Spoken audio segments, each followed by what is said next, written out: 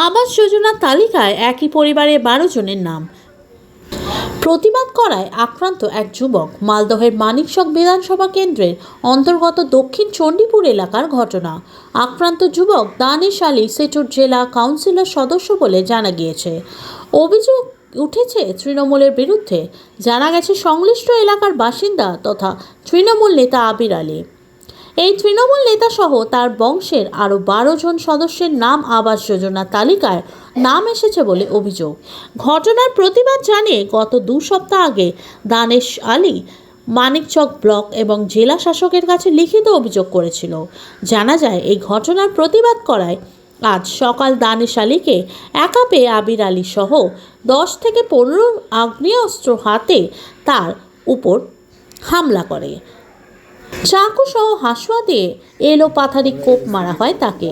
এরপর রক্তাক্ত অবস্থায় তাকে উদ্ধার করে মালদা মেডিকেল কলেজ হাসপাতালে নিয়ে আসা হয়।